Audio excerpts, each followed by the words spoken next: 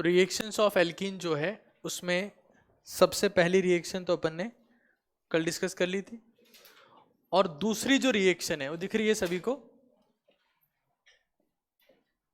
क्या है इसमें? HBr विद द पेरोक्साइड, है ना।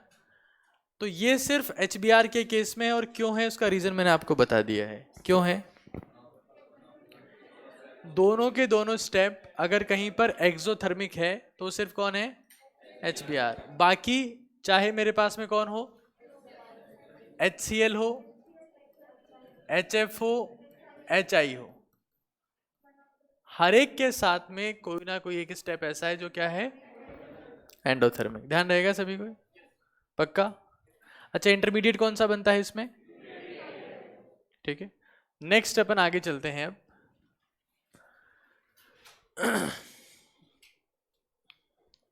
नेक्स्ट रिएक्शन की बात करते हैं।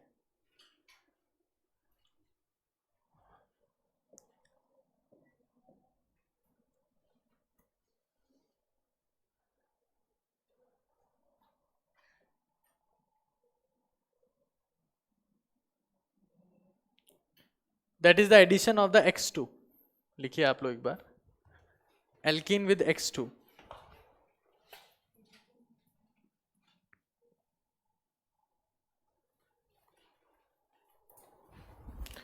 Alkene with the X2।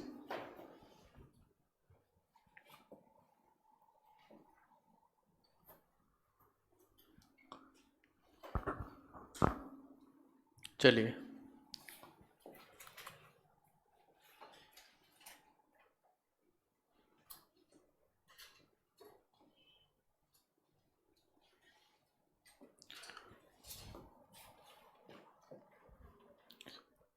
ये मेरे पास में कोई एल्कीन है, that is CH3 CH double bond CH2 plus X2। ठीक है, तो बताइए X2 जो है वो किस तरीके से रिएक्ट करेगा?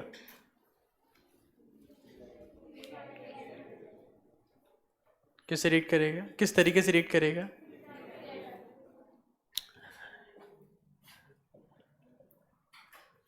X2 यहाँ कोई स्पेसिफिक लाइट की प्रेजेंस या कुछ है नहीं, है ना। मैंने आपको बताया था दैट X2 एक्ट्स एज, अगर आपने इलेक्ट्रोफाइल न्यूक्लियोफाइल का क्लासिफिकेशन पढ़ा है तो उसमें मैंने बताया है क्लियरली कि जो आपके पास में X2 होते हैं दे एक्ट एज इलेक्ट्रोफाइल। याद आ रहा है कुछ? याद आ रहा है आप लोगों को? और कौन सी रिएक्शंस है ऐसी?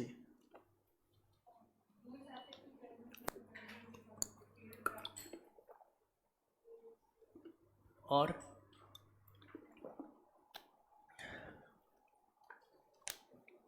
कौन सी रिएक्शंस ऐसी हैं? भाई अगर आपको कुछ याद नहीं है तो that doesn't make any sense. चाहे पहले आपको कितना ही पढ़ाया हो और आपको याद ही नहीं है तो कोई मतलब नहीं है। तो X2 एज इलेक्ट्रोफाइल कहाँ कहाँ काम कर सकता है? इलेक्ट्रोफिलिक एडिशन रिएक्शन में, जो किसके साथ में होती है? एल्कीन्स के साथ में, और इलेक्ट्रोफिलिक सब्स्टिट्यूशन और आइडोफॉर्म टेस्ट या हेलोफॉर्म टेस्ट बोल सकते हैं आप।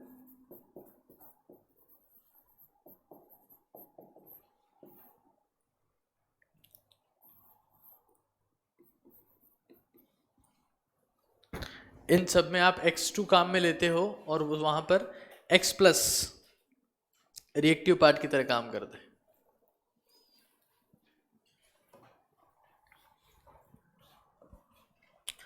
पढ़ा आपने लिया है, लेकिन अगर वो याद नहीं है तो कोई मतलब नहीं है फिर। तो देखो एक बार, कुछ और नहीं है, यहां मेरे पास में पाई बॉन्ड के इलेक्ट्रॉन्स हैं। कौन से बॉन्ड के इलेक्ट्रॉन्स है? पाई बॉन्ड के इलेक्ट्रॉन्स है। तो जो X2 आपको दिख रहा है,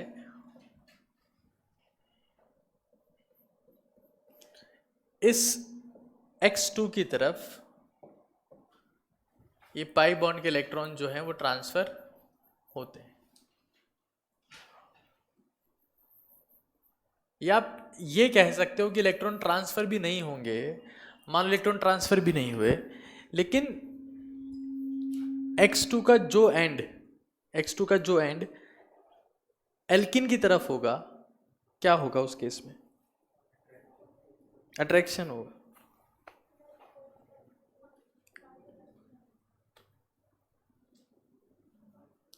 पहले जो आपको पढ़ाया कुछ याद है क्या उसमें? लगता नहीं है, बिल्कुल नहीं लगता है, बिल्कुल भी नहीं लगता है। और कल से मैं जो है ना आप लोगों को कूटना चालू करूँगा। ऐसे कब तक समझाऊंगा मैं, है ना? ऐसे तो बात बनेगी नहीं। जो एंड, मतलब आप सोच के देखो, ये कौन से इलेक्ट्रॉन्स हैं? Pi bond electrons. Pi bond electrons की वजह से क्या इस बॉन्ड को रिपल्शन फील नहीं होगा? जब इसके पास आएगा तो उसको रिपल्शन फील नहीं होगा? होगा। तो ये बॉन्ड इस तरफ शिफ्ट होगा कि उस तरफ?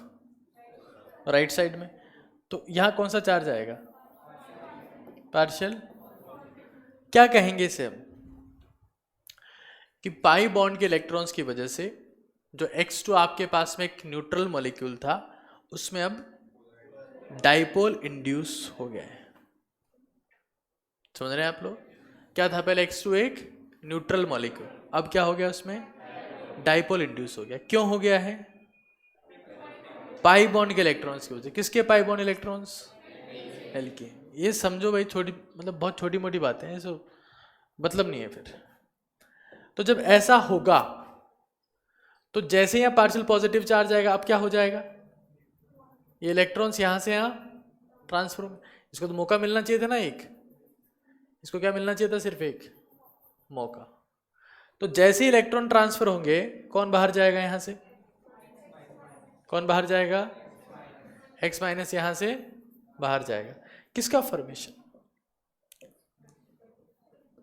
तो CH3 CH प्लस CH2X, और बाहर कौन चला गया?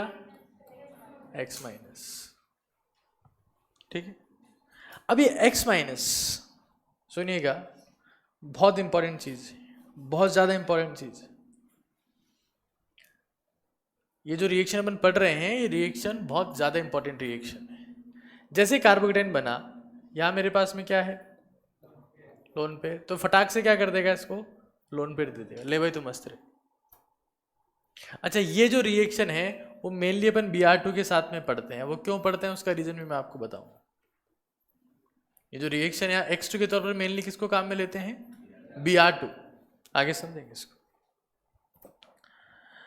अब जब मैंने नहीं, इसने, मैंने कुछ नहीं है, इलेक्ट्रॉन ट्रांसफर किए, तो बताओ क्या बनेगा? CH3 CH CH2 X, यहां बॉन्ड है, और चार्ज कौन सा आएगा इसके ऊपर? पॉजिटिव। आएगा कि नहीं आएगा? क्यों आएगा पॉजिटिव चार्ज?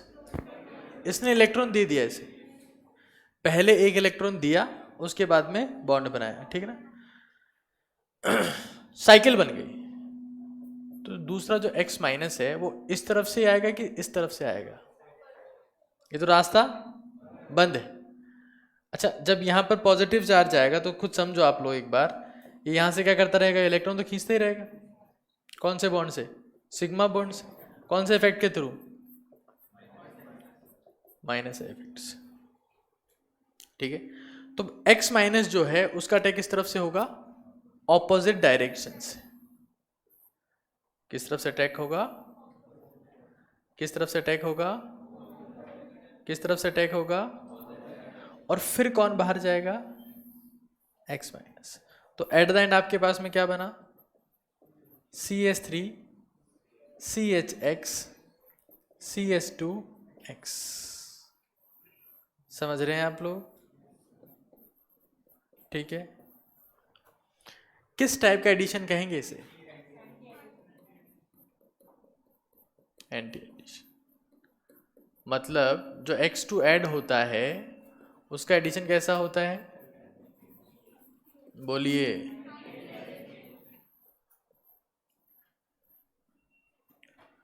चलिए,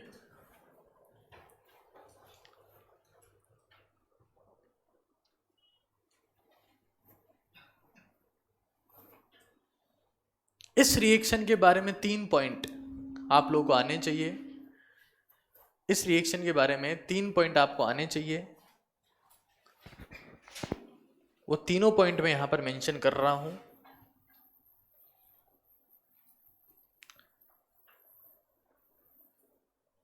यहां देखिएगा एक बार। पहला पॉइंट, इसमें X2 एक्ट्स एज इलेक्ट्रोफाइल। पहला पॉइंट देखो, हर रिएक्शन एट द एंड तो आपको पॉइंट टू पॉइंट याद होनी चाहिए। पहला पॉइंट। दूसरा point, X plus adds in first step. Second point. Third point, cyclic halonium ion is formed. कौन सा आयन? किसका फॉर्मेशन होता है? Cyclic halonium ion. हेलोनियम क्यों बोला? जब साइकिल का फॉर्मेशन हो रहा है तो इस केस में जो हेलोजन है उसके ऊपर कौन सा चार्ज है? पॉजिटिव। तो इसके नाम के पीछे क्या आएगा? ईएम।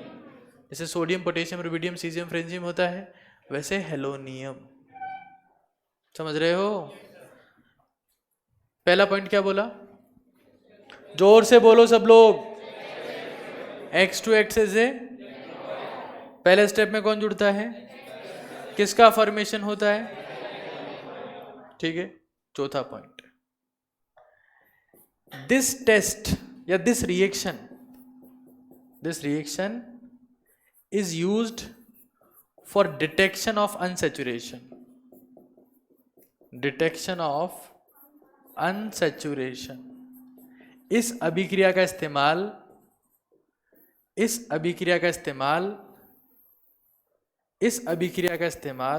इस रिएक्शन का इस्तेमाल असंतृप्तता के, सही बोला क्या? असंतृप्तता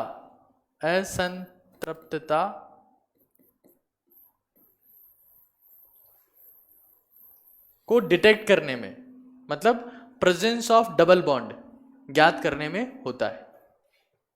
समझ रहे हो? अरे रिएक्शन कोई छोटी मोटी रिएक्शन नहीं है। X2 देखा, जुड़ गया, X जोड़ दिए, ना ना ना ना ना। तुम जितना हल्का समझ रहे हो उतनी हल्की रिएक्शन नहीं है ये। तुमने तो क्या देखा इसमें? अरे सर क्या है इसमें, कौन सी बड़ी बात है? ये X2, एक X यहाँ, एक X यहाँ, आज तक तो ये किया है अपन ने। 2 दिख गए थे अपन को, एक को यहाँ जोड़ दिया, एक को नहीं। बहुत ज़्यादा इंपॉर्टेंट रिएक्शन है। और मैं तो कह रहा हूँ हर रिएक्शन बहुत ज़्यादा इंपॉर्टेंट है, इसलिए इतना बता रहा हूँ मैं। अगर आप इसको यहाँ समझ पाते, आने वाले चैप्टर्स को अगर आप रीड भी कर लेंगे तो आपको सब चीज़ समझ में आ जाएगी खुद बैठ के आराम से। हाइड्रोकार्बन और जीओसी अगर आपको आता है ना तो बाकी कुछ चैप्टर बचता नहीं है पढ़ने को। हाइड्रोकार्बन का मतलब बेंजीन भी आ जाएगी। सुनिए हुआ क्या रिएक्शन में। सब लोग जो नहीं बोलेगा वो क्लास के बाहर चला जाएगा ना, मेरे को बता देगा आसपास वाला कि नहीं बोल रहा है, वो भाग जाओ यहाँ से। पूरे फोकस के साथ में बोलना है। X2 क्या होता है इसमें? आवाज ही नहीं आ रही है। पहले स्टेप में कौन जुड़ता है? किसका फॉर्मेशन होता है? इस रिएक्शन का यूज क्या है ना? यहां पर मेनली जिसका यूज होता है वो होता है Br2 का। किसका यूज करते हैं? X2 मेनली कौन होती है यहाँ पर? Br2। अच्छा Br2 जो होती है, सुनिएगा काम की बात सुनिएगा। Mainly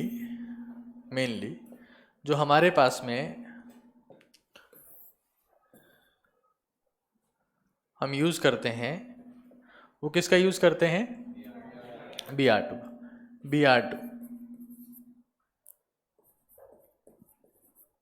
used as X2।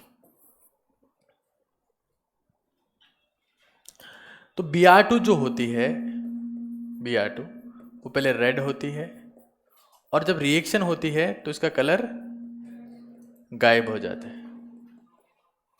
Br2 जो होती है वो क्या होती है? Red in colour. But reaction के बाद में क्या हो जाती है, ये कलर गायब हो जाता है। क्यों गायब हो जाता है कलर? Br2 का जो रंग होता है वो सिर्फ आणविक अवस्था में ही होता है, मॉलिक्यूलर स्टेट में ही होता है। ठीक है, तो अब इसका मॉलिक्यूलर स्टेट नहीं बचेगा।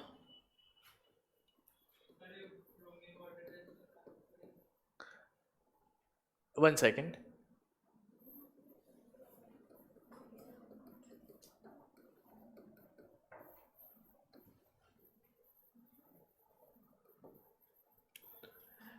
देखो सबसे पहली बात तो Br2 जो होता है उसका कलर कैसा होता है, रेड होता है। क्यों होता है?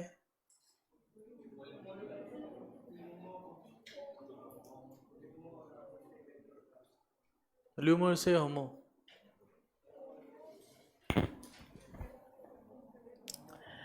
जितनी भी हेलोजेंस है, जे एडवांस में पूछा हुआ क्वेश्चन है ये, जितनी भी हेलोजेंस है, सुन लो एक बार सब लोग, जितनी भी क्या है हेलोजेंस, चाहे वो F2 है, Cl2 है, Br2 है, I2 है, उनका जो कलर है उसका रीजन क्या है, HOMO to LUMO, HOMO to LUMO, electron transfer. अब यहां पर होमो क्या होता है, सब लोगों को वैसे बताया है बट फिर भी कई लोग अब आउट ऑफ माइंड हैं क्योंकि वो पढ़ते ही नहीं, उसका मैं क्या कर सकता हूँ। H का मतलब क्या है, हाईएस्ट, O4 ऑक्यूपाइड, इसका हिंदी में अंग्रेजी में यही नाम होता है ना, H मतलब highest, O4 occupied, M for O4 मतलब क्या, ऐसा मॉलिक्यूलर ऑर्बिटल जो एमओटी डायग्राम में, डायग्राम बनता है कि नहीं बनता है, ऐसा मॉलिक्यूलर ऑर्बिटल जो एमओटी डायग्राम में हाईएस्ट एनर्जी लेवल पर है और उसमें इलेक्ट्रॉन है। समझ रहे हो? नहीं समझे? अच्छा, फ्लोरीन के लिए होमो कौन सा होगा?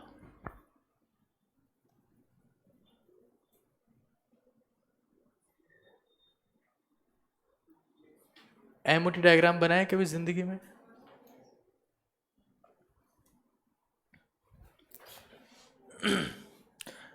ऑक्सीजन, फ्लोरीन और नियॉन के लिए डायग्राम ऐसा बनता है, एक नीचे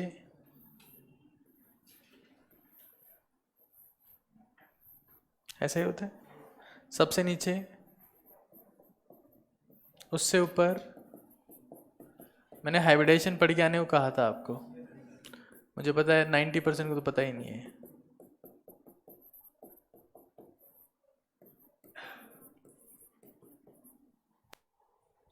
कितने इलेक्ट्रॉन्स थे इसमें? फ्लोरीन की बात कर लेते हैं, P5 10 इलेक्ट्रॉन्स, 1 2 3 4, हम बस ये काउंटिंग कर लो साथ में, इससे ज़्यादा कुछ होता है अपने से? अगर कहा जाए 1 2 3 4 5 तो बस वो बोल लो, बाकी तो कुछ पता है नहीं है। हाँ चलो बोल लो कोई दिक्कत नहीं है, शर्म की बात नहीं है। कितने हो गए? ये क्या हो गया, हाईएस्ट ऑक्यूपाइड मॉलिक्यूलर ऑर्बिट। ठीक है, ये क्या हो गया, लोएस्ट अनऑक्यूपाइड। ये डायग्राम को याद रखने का तरीका बता देता हूँ, ये ऑक्सीजन है, ऊपर भी एक ऑक्सीजन है, दोनों के बीच में डबल बॉन्ड है, तो डबल बॉन्ड में क्या होता है, इलेक्ट्रॉन काम में आता है एक एक। ठीक है, पहले बता रखा है, आप लोग पता नहीं क्यों अजीब सी निगाहों से देख रहे हो, पहले बता रखा है। ऑक्सीजन, फ्लोरीन और नियॉन का एमओटी डायग्राम ऐसे बनता है, नीचे ऑक्सीजन, ऊपर ऑक्सीजन, ये डबल बॉन्ड है, एक एक इलेक्ट्रॉन्स, मतलब ये कौन है,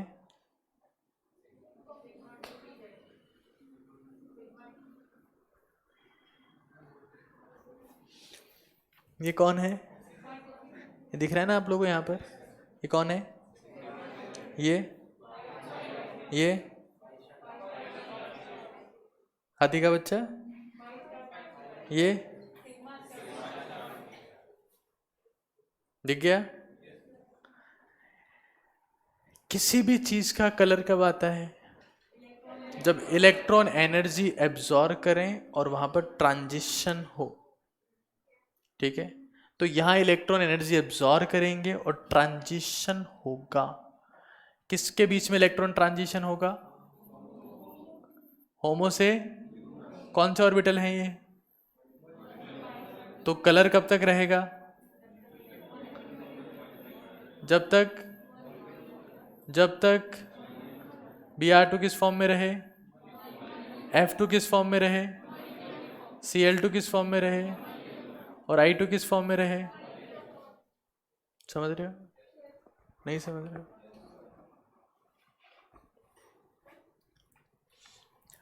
तो F2 का कलर क्यों आता है? HOMO to LUMO electron transition. होमो मतलब क्या है? Highest occupied molecular orbital. LUMO मतलब लोएस्ट अनऑक्यूपाइड, मतलब सबसे नीचे ऐसा ऑर्बिटल जिसमें इलेक्ट्रॉन। तो कॉमन सेंस की बात है, होमो से जस्ट ऊपर वाला। समझ रहे हो? होमो से जस्ट ऊपर वाला कौन होगा? लूमो। लूमो मतलब समझ रहे हो तुम लोग? लूमना नहीं है किसी के। हाँ, लूमो मतलब लोएस्ट अनऑक्यूपाइड मॉलिक्यूलर ऑर्बिटल। ठीक है।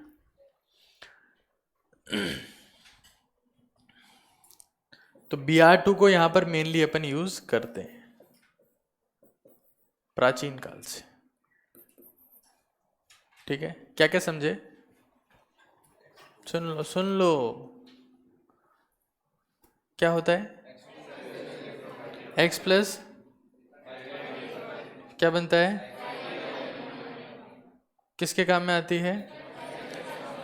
Detection of the unsaturation, detection of the X2। X2 का एडिशन कैसा होता है? Anti addition. क्या होता है? तो अगर सिस एल्कीन होगी, याद आ रहा है कुछ? कुछ याद आ रहा है? क्या याद आ रहा है? कई लोगों को कुछ याद नहीं आ रहा। यहां कई ऐसे ऐसे स्तंभ बैठे हैं।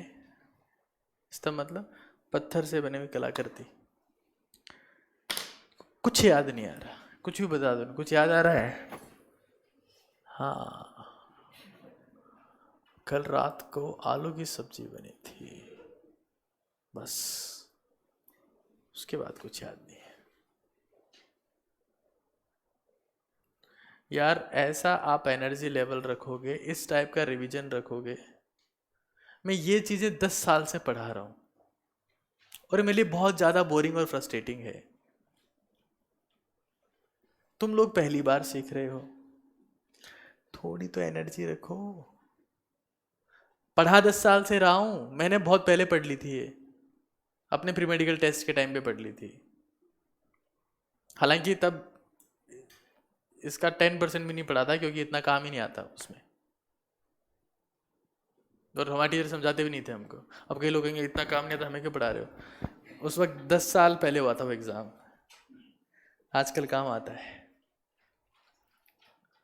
कुछ याद नहीं आ रहा ना आप लोगों को? पढ़ा हुआ नहीं है? अच्छा, बहुत नए स्टूडेंट है, बिल्कुल नए हैं, ब्रांड न्यू स्टूडेंट सारे।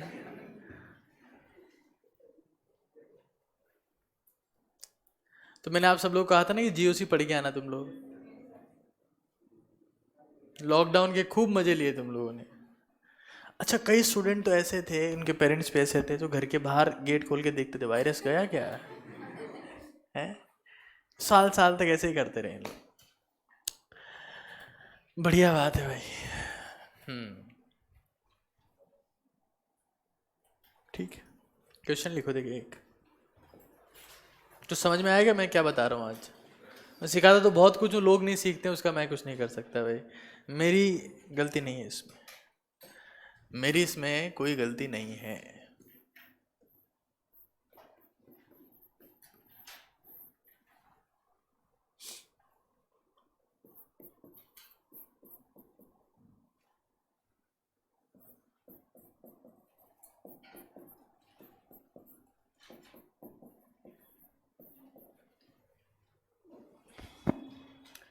Br2 का एडिशन करवा रहे हैं यहां पर, ठीक है।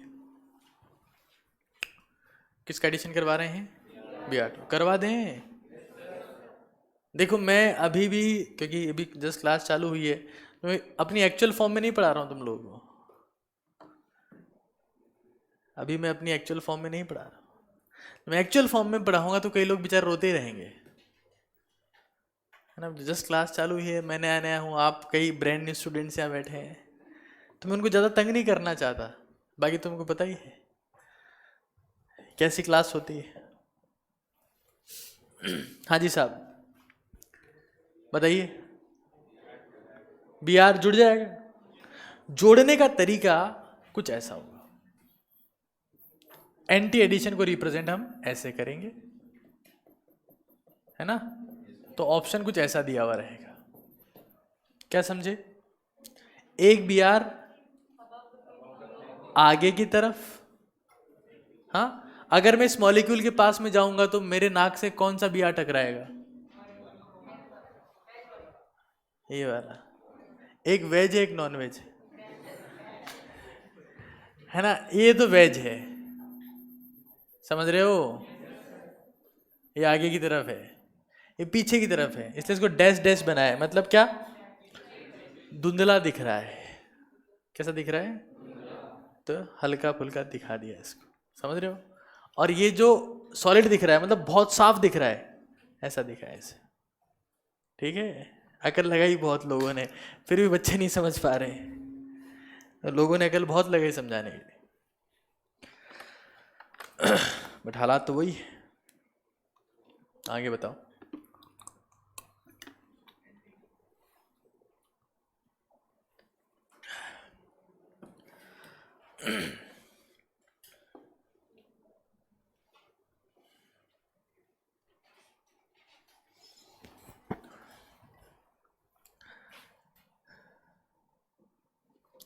चलिए साहब, इस केस में कौन सी एल्कीन है ये? कौन सी एल्कीन है? अरे जोर से बोलो।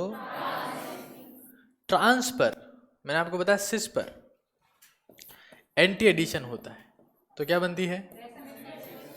कार बनती है, कार। नो। ट्रांस पर अगर एंटी एडिशन हो क्या बनेगा? क्या बनेगा? मीजो मतलब दो पार्ट आपस में क्या होते हैं? Mirror image. दो पार्ट आपस में क्या होते हैं? मतलब Br मीजो में प्लेन ऑफ सिमेट्री होती है। H ऊपर वाले पार्ट की कॉपी नीचे वाला पार्ट है एग्जैक्टली नहीं है क्या? Br इधर, Br इधर, CH3 ऊपर, इधर इधर इधर। इसको क्या बोलते हैं अपन? मीजो। सुनो, सिस पर एंटी एडिशन क्या बना? याद है ये? और CSM भी याद है क्या? सिस पर, इसका उल्टा कर सकते हैं, ट्रांसफर। कौन बनेगा? ट्रांसफर, समझ रहे हो। सिन एडिशन मतलब एक ही तरफ से एडिशन, ठीक है। ये कौन है? मीजो। समझ गए क्या?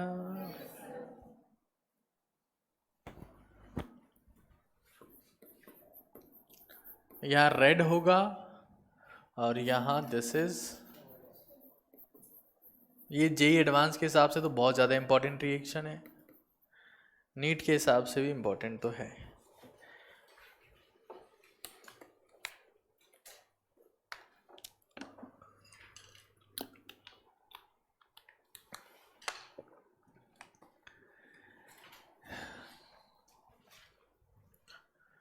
बढ़िया बात है। एक और क्वेश्चन दे दो आप लोगों को, सॉल्व कर लोगे, कुछ भी हो जाए चाहे।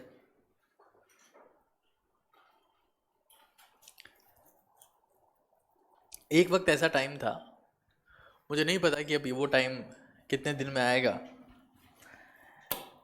लेकिन जब मेरी क्लास चलती थी तब उस क्लास का जो शोर है वो रेलवे स्टेशन तक पहुंचता था। लोग मजाक में ले रहे हैं, जो लोग बैठे हैं उनको पता है। हाँ बालक तुम बताओ एक बार इनको, क्या बात सही है? जो बालक बैठा है उसको बताओ, हाँ क्या बालक ये बात सही है? श्योर है आप इस चीज़ को लेकर? बालक तुम बताओ, ये बात सही है? तुम बैठे हो क्लास में, ध्यान है ना तुम्हें? इन टावरों कौन समझाए बात? इनको लग रहा है कि सर ऐसे ही पढ़ाते हैं, जबकि this is not my true form. इसलिए आप पढ़ गया हो, वरना हो सकता है कि आप खुद रेलवे स्टेशन तक पहुंच जाओ। बैठ जाओ। अभी मैं बहुत बेसिक फॉर्म में टीच कर रहा हूं आप लोगों को। धीरे धीरे यहाँ पर व्यक्तियों की संख्या बढ़ेगी तब हालात देखिएगा क्लास के एक बार। खैर कोई बात नहीं, एक और क्वेश्चन लिख लो, यहाँ नोट करो लोग। ये मेरे पास में है, एक सिस एल्कीन ले लेते हैं। पहले ट्रांस थी,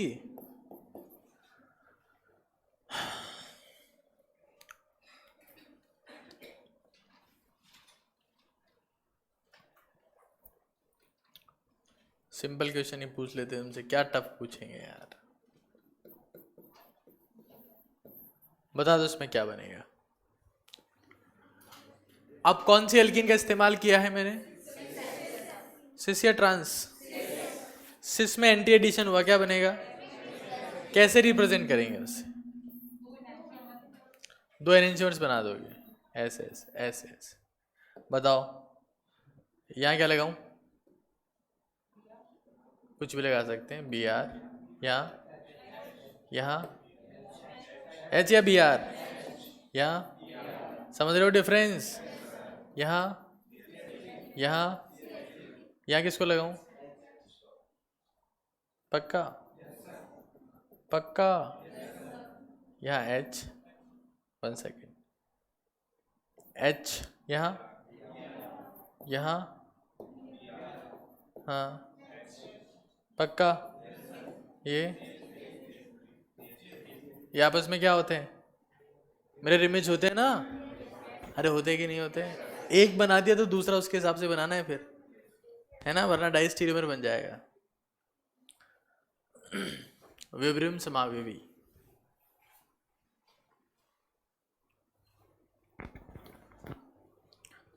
बहुत ही स्लो चल रहा है मामला, मैं तेज चल भी नहीं सकता, स्लो में कुछ समझ में नहीं आ रहा।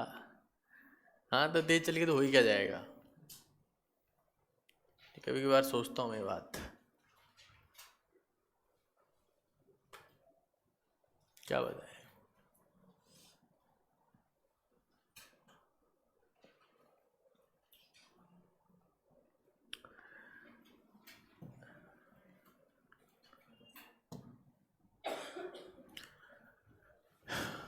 क्या पढ़ रहे हैं अपन?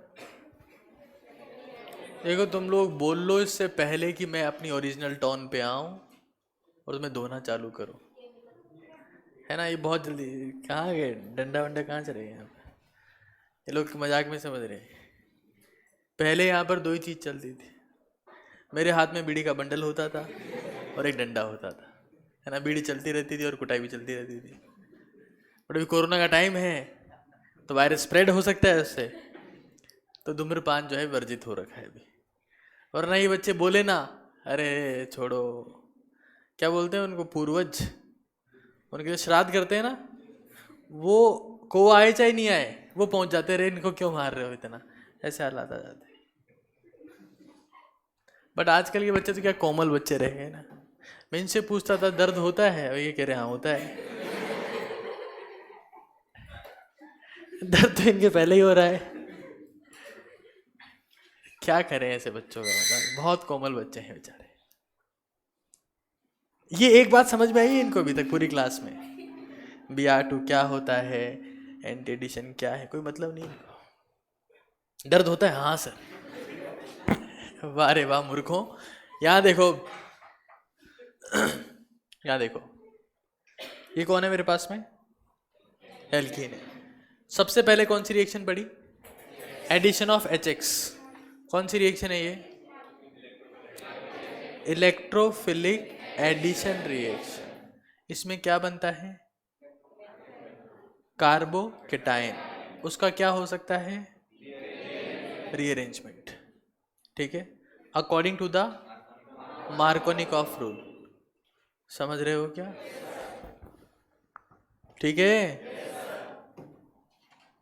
दूसरी कौन सी पड़ी? किसके हिसाब से होती है? ठीक है, इसमें कौन बनता है पहले? रिएक्शन का नाम क्या है? Free radical addition. देखो यही सबसे बड़ी दिक्कत है।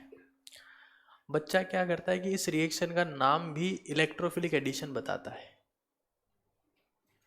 जबकि कौन सी रिएक्शन है ये? Free radical addition. HBr peroxide कौन सी रिएक्शन है? Free radical addition. पहले स्टेप में क्या होता है?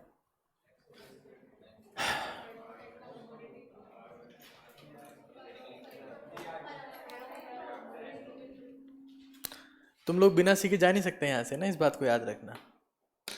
मैं पूछ रहे लोग जवाब नहीं दे रहे और उसके बाद मैं इनकी तरफ देख रहा हूँ खुश हो रहे हैं। नहीं बताया ना आपको? नहीं आता ना इनको?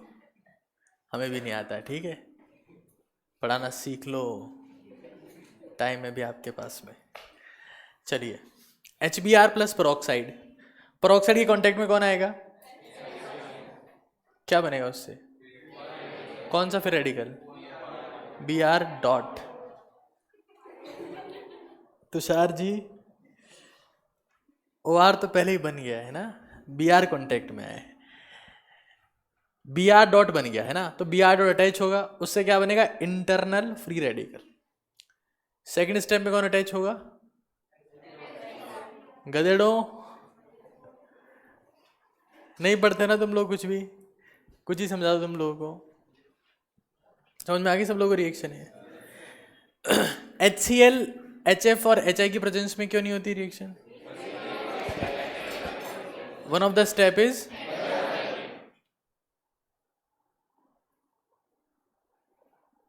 मैं तुम्हें क्यों कहता हूं कि तुम लोग बोलो लगातार, ताकि तुम लोग यहीं रहो और बोलना सीख जाओ।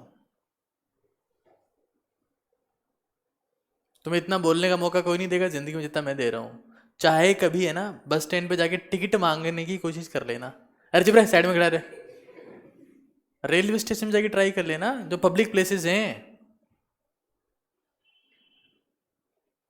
मैं तुम्हें मौका दे रहा हूं ना बोलने का, मैं सब लोगों को मौका देता हूं बोलने का, लेकिन फिर भी तुम लोग नहीं बोल रहे हो। तुम्हारी इच्छा है। 90% प्रोफेशनल्स इसलिए अनसक्सेसफुल, उनको बोलना ही नहीं आता। उन्हें सिर्फ काम करना आता है, बोलना नहीं आता। और 10% इसलिए सक्सेसफुल, उन्हें काम करना नहीं आता है, वो सिर्फ बोलते हैं। समझ रहे हो? सबसे बड़ा एग्जाम्पल तो पता है आपको, तो बताने की जरूरत है उसमें। जय श्री राम बोलना पड़े। समझो इस चीज को, है ना? अगली रिएक्शन देखो, X2। कौन सा एडिशन होता है इसमें? Anti addition. चलिए आगे चलते हैं एक बार। हम तो सोच रहे थे रिवीजन चल रहा है, क्लास खत्म होने वाली है। तुम दोनों ये सोच रहे थे ना?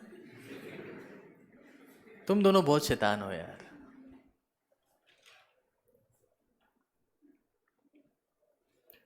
कल तुम चौराहे पे खड़े होकर गुटखा खा रहे थे, मैंने देखा है। हाँ, नहीं खा रहे थे? सच बताओ। तो कब खाना सीखोगे फिर? ये तुम्हारी उम्र है। और सबसे ज्यादा दर्द तो शायद तुम्हें ही हुआ था उस वक्त। तो गुटखा चबाने से दर्द दूर होता है ना? नहीं होता है?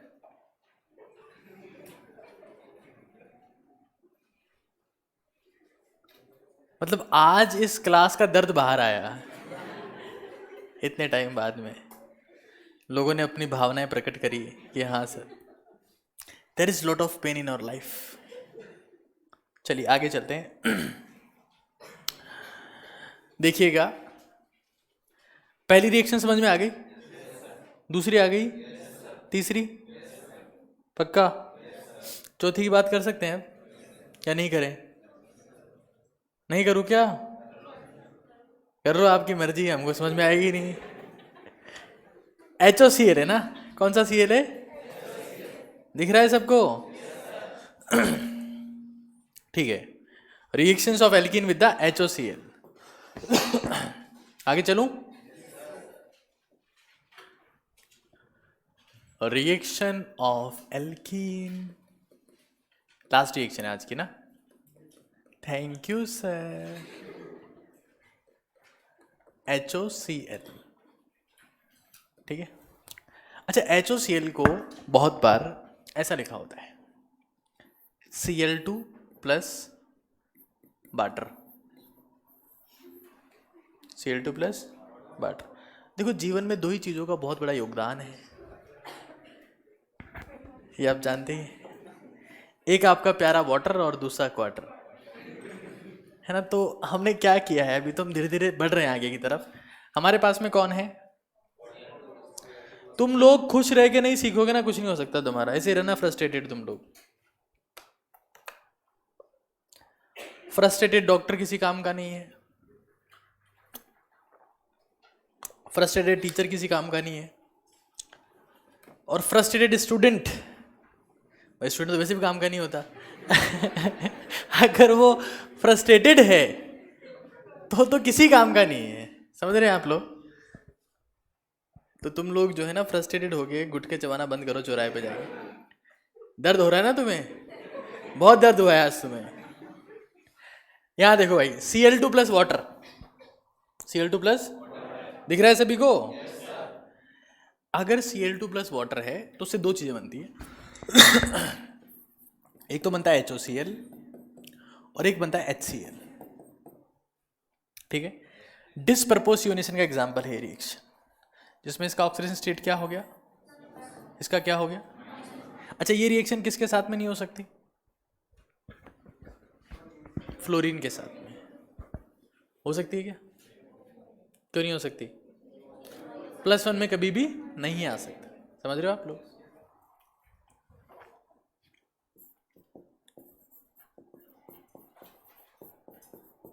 किसका एग्जाम्पल है?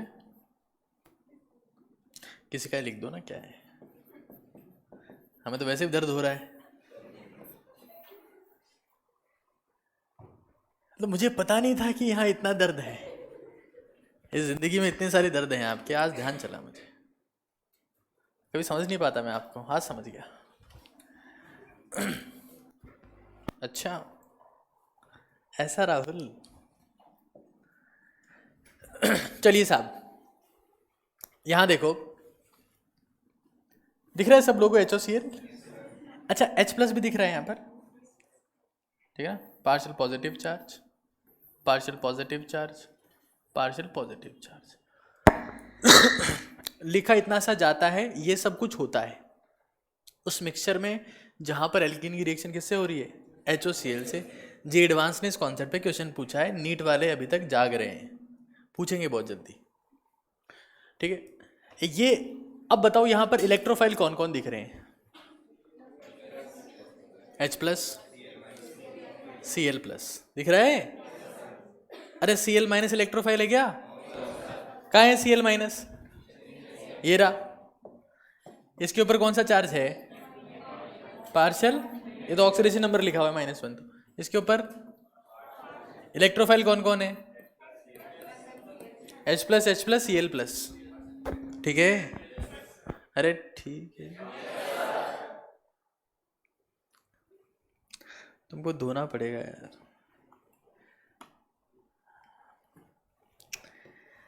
तो पानी के बहुत सारे नुकसान हैं। हाँ, इन चीज़ों में ज्ञान दे देंगे नए नए बच्चे भी, जिनको भी ये नहीं पता कि सर कौन है, उनको भी ज्ञान दे देंगे ये लोग। पानी तो हाँ सर है सर, नुकसान तो है इसके, जैसे इसमें आप विस्की नहीं मिला सकते, ये बच्चे जरूर ज्ञान दे देंगे आपको ऐसी चीज़ों पर। और भी कई बच्चे ज्ञान दे देंगे। अंकुरन नहीं हुआ इनका अभी तक, समझते हो आप लोग? जो बीज होता है, अंकुरण नहीं हुआ है अभी, उसमें संघर्ष कर रहे हैं लोग, मिट्टी है इनके ऊपर, लेकिन इन्हें दो चीजें हैं, एक तो ज्ञान है और एक दर्द है, भरे पड़े हैं उससे लोग। जब आप मांगो दे देंगे आपको। वाह रे वाह। तो साहब मुझे बताओ, इनमें से कौन रिएक्टिव है? H के ऊपर पॉजिटिव चार्ज है। Are you okay? Yes I am fine, I am fine, I am habitual of this positive charge, no issue. Cl के ऊपर पॉजिटिव चार्ज है।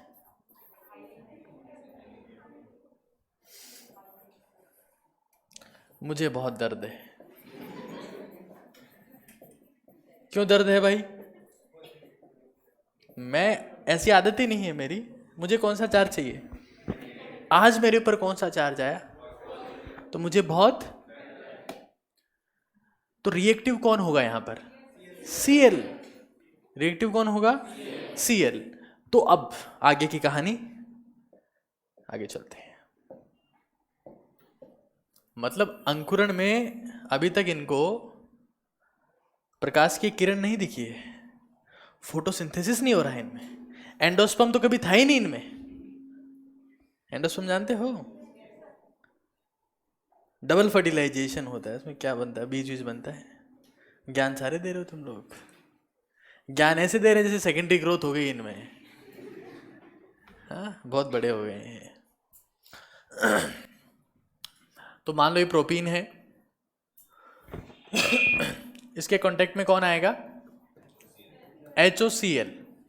कहाँ जा रहे हो भाई तुम? HCl। और Cl को क्या मिलेंगे यहाँ से? इलेक्ट्रॉन। क्यों मिलेंगे? समझ में आ रही है बात? अरे समझ में आ रही है क्या? पक्का? क्या ही बन जाएगा?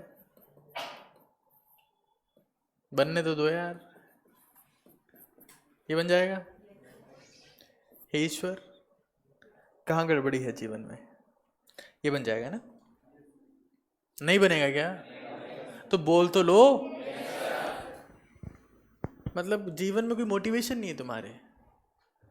मेरे तो जिंदगी का ऐसे कोई क्षण ही नहीं जाता जिसमें मोटिवेशन ना हो। नहीं सही है वैसे, दर्द और मोटिवेशन तो एक साथ नहीं हो सकते। दर्द भी अपने आप में बहुत बड़ा मोटिवेशन है।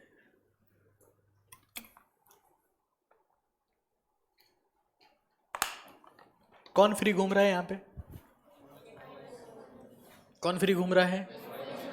कनेक्ट हो जाएगा? अरे जोड़ दे क्या? OH और Cl, चाहो तो ऑपोजिट डायरेक्शन से जोड़ दो।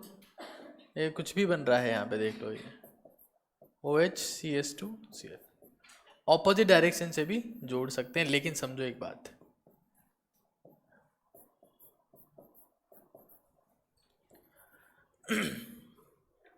जब यहाँ पर Br होता है, कौन होता है? तो ये रिएक्शन बहुत आसानी से होती है, transfer of the lone pair. क्यों? साइज बड़ा है तो उसके बहुत ज़्यादा पास में रहेगा, तो फटाक से लोन पेयर ट्रांसफर कर देते। समझ गए? इस कंपाउंड का नाम है क्लोरोहाइड्रिन। क्या बोलते हैं इसे? यार क्यों नहीं बोलते हो तुम लोग यार? क्या दिक्कत है तुम्हारे साथ जिंदगी में यार? क्या दिक्कत है तुम्हारे साथ? दर्द है सर हमारे। क्लोरोहाइड्रिन, क्या नाम है इसका? समझ गए? पक्का?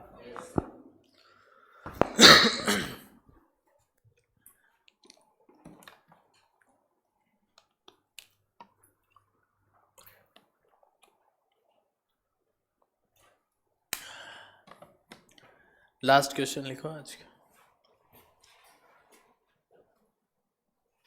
लास्ट क्वेश्चन लिखो आज का। लास्ट क्वेश्चन लिखो तुम लोग। Last question. ये रामायण कहाँ चल रही थी? बहुत ऊपर चल रही है रामायण तो। यहीं चलते, यहीं चलते।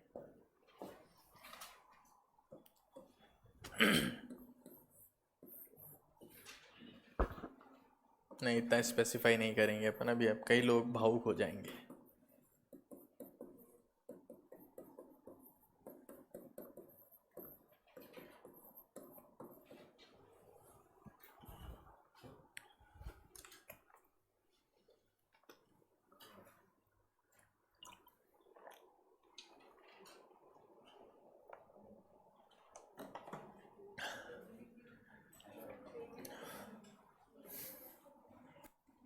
क्या बनेगा?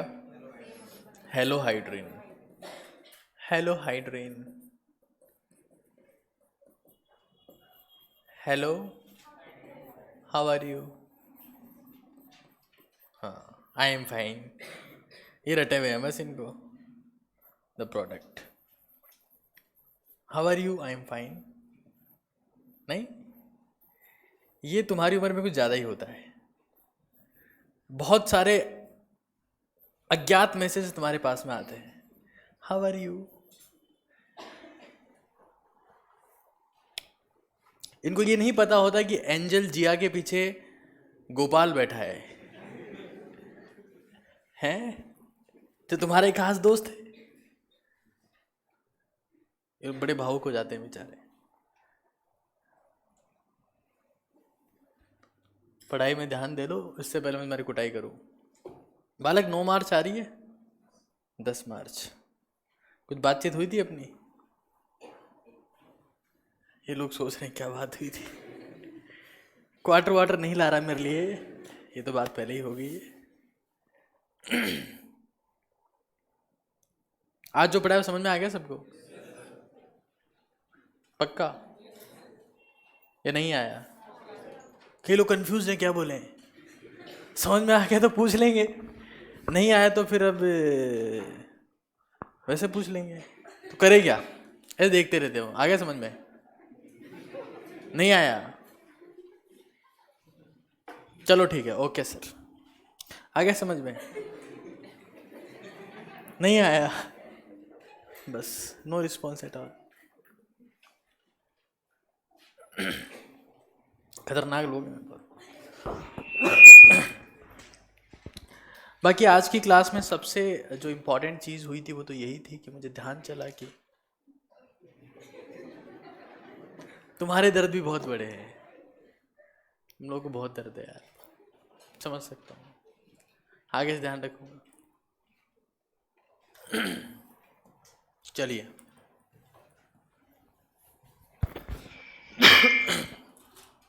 यहाँ पर मेरे पास में जो नेक्स्ट रिएक्शन है ना, ये जितनी रिएक्शंस हैं ये अपन कल पढ़ेंगे। इतनी तो पढ़ ली अपन ने, बाकी अपन जो है वो कल पढ़ेंगे, ठीक है? क्या होमवर्क बताऊँ तुम लोग? ओह सॉरी, और रिएक्शन थी ये रही ये दिख रही है सब लोगों? ये अपन परसों पढ़ेंगे, बता रहा हूँ मैं तो, मतलब कब तक पढ़ेंगे। कुछ कल पढ़ेंगे और कुछ बाकी की परसों पढ़ेंगे। थोड़ा तुम पढ़ के आना चालू करो, ऐसे रोते रहते हो तुम लोग, ऐसे तैयारी नहीं होगी भाई तुम्हारी। जो इंसान फ्रस्ट्रेटेड होकर तैयारी करता है वो जिंदगी में कुछ नहीं कर सकता। हर वक्त आप जैसे हालात नहीं रहेंगे, आपके हालात जो है ना, अगर मैं बहुत टेंशन में आके तुम्हें टीचिंग करूँ तो कुछ हो जाएगा? तुम कभी बता पाओगे कि सर हमें दर्द होता है? ये बता पाओगे? ये बात नहीं बता पाओगे ना, मैं सीरियस रहूंगा, नहीं बता पाओगे। ठीक है, तो आज के लिए इतना ही है। चौराहे पे गुटखा खाते हुए दिखे आज, तुम काम से गए आज, बहुत नाटक हो गया तुम्हारा।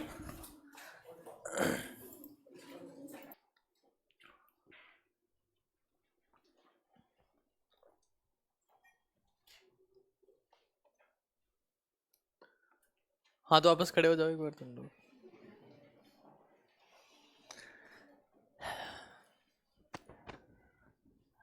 हाँ तो आप क्यों छुट्टी पे थी?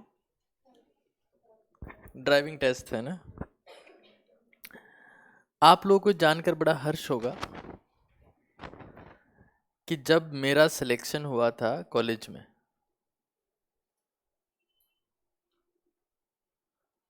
तो सेलेक्ट होने के बाद भी 10 महीने तक मैं टेम्पो में जाता था, 5 नंबर में, लोहा खान से डबल फाटक वाले में। 5 नंबर है ना, लोहा खान से डबल फाटक वाला, अजमेर में चलता है उसमें। अब होता क्या है, बिराजो बिराजो, आप तो बिराजो। होता यह है कि कोई स्टूडेंट अपनी लाइफ में कुछ तैयारी स्टार्ट करता है ना, कुछ भी करता है अपनी लाइफ में, तो वो पहले ये देखता है कि हाँ जब ये हो जाएगा तब मैं क्या कर रहा हूँ, है ना। तो क्वेश्चन की शॉर्टकट बाद में सीखता है, पहले बाइक से कट लगाना सीखता है। भाई डॉक्टर बनेगा, आईआईटीएन बनेगा तो उसे कट लगाना तो आना चाहिए ना। हीरो वाली लाइफ सोचता है पहले ना, इंप्रेस ही नहीं कर पाएगा किसी को। Isn't it so? और फिर वो बाकी सब चीजें देखता है। तो अभी जो अपने को चीज सीखनी है, जिस चीज का लाइसेंस लेना है, वो लाइसेंस ये है कि हम काबिल हैं और 16 लाख लोगों को बीट करते हुए हम लोग यहाँ पर आए हैं। उस लाइसेंस की ज्यादा जरूरत है बाकी आपकी इच्छा। हाँ जी साहब, कॉलेज चले गए आप सीधा ही।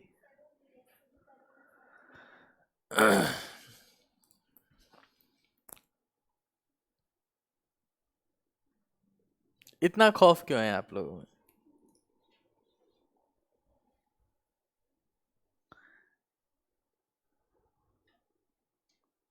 ठीक है, नेक्स्ट। बैठ जाओ, बैठ जाओ। पक्का? क्या हो रहा था? ठीक है, बैठ जाओ। नेक्स्ट। क्या हो गया था? फीवर, खांसी और वैक्सीनेशन कराओ तो टाइम आ गया। बैठ जाओ, चलो नेक्स्ट। तबीयत खराब थी? किस टाइप में तबीयत खराब थी आपकी? तबीयत खराब थी। अच्छा, क्या होता है कि जैसे मेरे हिसाब से, क्योंकि मैं आप लोगों से मैंने पूछा क्या तबीयत खराब थी, तो मैं जिस टाइप के आपके एक्सप्रेशन से थे उससे जो मैं अंदाजा लगा पाया हूं कि आपकी तबीयत क्या खराब थी, बैठ जाओ एक बार, वो यही है कि जैसे फीमेल्स में जो मेंस्ट्रुअल साइकिल होता है वो आजकल ऐसा है कि 90% फीमेल्स में तो पेनफुल है ना? सही कह रहा हूं? तुम लोगों को पता है? तुम गजब लोग हो यार, हैं डॉक्टर तुम बने नहीं हो। हाँ, कभी तुमने पेशेंट चेक किया नहीं है और तुम्हें पता है कि हाँ फीमेल्स में पेनफुल होता है। यस सर, बहुत श्योर है ये लोग। Yes sir, very painful sir. गजब लोग हो तुम तो, इनको पहले से पता है कि हाँ फीमेल से बहुत पेनफुल होता है। सर ये बालिका आप बैठ जाओ। मैंने ऐसा सुना था कि पुराने समय में, जो मेरी दादी के टाइम की बातें बता रहा हूं आपको, तो जो नॉर्मली मैं ऐसे कभी दादी के पास में बैठता था तो दादी मुझे कई कई बातें बताती थी, उसमें यहां तक की बातें हमारे बीच में हो जाती थी। तो दादी कहती थी कि जब पहले की लेडीज प्रेग्नेंट होती थी तो उनकी डिलीवरी के 3 से 4 दिन बाद में बिल्कुल नॉर्मल होकर खेतों में काम करती थी। ठीक है, आजकल अगर किसी में प्रेगनेंसी हो रही है तो पहले तो उसको हॉस्पिटलाइजेशन कराओ। एक बार हॉस्पिटल ले गए तो वो छुट्टी नहीं देंगे, बोले नहीं नहीं इसका तो ध्यान रखेंगे हम। उनको थोड़ा सा बिल का मीटर बढ़ाना है। और फिर भी डिलीवरी के बाद में भी फीमेल्स जो हैं वो इतनी स्पीडी रिकवरी उनमें नहीं हो पाती है जो पुराने टाइम में होती थी। और उस वक्त मेरे हिसाब से जब डिलीवरी के बाद में ये सीन था तो मेरे हिसाब से मुझे लगता है कि पीरियड्स में पेन और ये सब चीजें तो नहीं होती होगी। ये बात करना बहुत जरूरी है मेरे लिए। उसका एक मेजर रीजन जो मुझे लगता है कि ऐसा क्यों होता है वो ये है कि आप लोगों की फिजिकल एक्टिविटी जीरो है। ना आप हिलते हो ना चलते हो और खाना खाते हो कचरा। फेवरेट फूड आपके पिज्जा है, बर्गर है और फिजिकल एक्टिविटी आपकी जीरो है।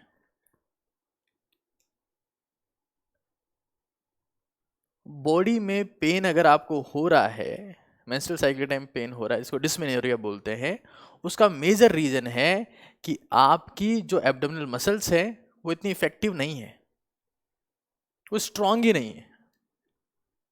फिर वो जमाने भर के वो वार्म वाटर बैग्स और वो टेबलेट्स और पता नहीं ये सब ऐसे करते हैं जैसे कोई बहुत बड़ा संघर्ष, मतलब एक युद्ध लड़के आए हैं। और मैं आपको बहुत सिंपल सॉल्यूशन बता रहा हूँ इस चीज का। मैंने बहुत सारे लोगों को पहले भी बताया है एंड दे वर वेरी, उनके लिए बहुत फायदेमंद रही ये चीज। आपको एब्डोमिनल एक्सरसाइजेस करनी पड़ेंगी भाई। I know that it's no doubt it's painful, but जब तक आप एब्डोमिनल एक्सरसाइज नहीं करेंगे, वॉक नहीं करेंगे, क्रंचेस नहीं लगाएंगे, क्रंचेस होती है ना, पेट की एक्सरसाइज होती है, तो आपका पेन जो है ना वो ड्रास्टिकली रिड्यूस हो जाएगा। वरना तो आप छुट्टी ले लेके तो चैप्टर ब्रेक होता जाएगा, फिर आप छुट्टी ले लोगे फिर चैप्टर ब्रेक हो जाएगा, कहाँ तैयारी हो पाएगी। तो ये बहुत ज़रूरी है कि जब भी आपका मेंस्ट्रुअल साइकिल की बात चल रही है तो ये भी कहीं ना कहीं आपका टेस्ट है, आपकी फिजिकल और मेंटल स्ट्रेंथ के टेस्ट है ये भी, कि आप कितना स्ट्रांगली इस पेन को टॉलरेट कर पाते हो। तो पेन आप तभी टॉलरेट कर पाओगे जब आपकी बॉडी स्ट्रांग होगी, और बॉडी तभी स्ट्रांग होगी जब आप बॉडी के लिए कुछ इन्वेस्ट करोगे, है ना। तो सभी लोगों के लिए मैं बता रहा हूं ये बात कि जब तक आप प्रॉपर एक्सरसाइज नहीं करोगे, है ना, तब तक पेन बंद नहीं होगा, ठीक है। तो बहुत ज़रूरी है कि आप ये चीज़ अपनी लाइफ में इंट्रोड्यूस करें। और मैं गारंटी के साथ में कहता हूं कि 80% पेन आपका रिड्यूस हो जाएगा। मतलब अगर आपको 4 से 5 दिन पेन रहता है तो 1 दिन होगा, और वो भी बहुत थोड़ा सा। अब बाकी फिर आपकी इच्छा है। हाँ जी साहब बताइए प्लीज। तबीयत खराब थी,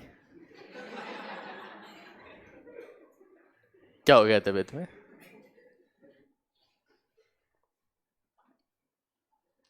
डाउटफुल बातें मत बोला करो, बैठ जाओ चलो। हाँ, ऐसे ही नहीं आए थे, उसका ध्यान रख रहे होंगे ना तुम। तो ऐसे ही नहीं आए थे तो बहुत बेकार एटीट्यूड है आपका, मतलब ये जवाब देने का तरीका ही नहीं है। जिस घटिया तरीके से आपने जवाब दिया तो मैं टॉलरेट ही नहीं कर पाऊंगा अगली क्लास में। तो आप अगली क्लास में ऐसे भी मत आइएगा, है ना। I will be thankful to you कि आप नेक्स्ट क्लास में भी ऐसे ही ना आए, और कभी ना आए। मतलब अगर आप ऐसे ही नहीं आए तो रीजन कम से कम टीचर को ना ढंग का देना होता है। ऐसे ही नहीं आए थे ये तो कोई बात नहीं हुई यार, this is not good attitude, है ना। तो मैं नहीं चाहता कि मैं आपको ऐसे ही परमानेंट एब्सेंट कर दूं। आप थोड़ा सा रेस्पेक्ट से रहेंगे तो बहुत अच्छा रहेगा। विराजी।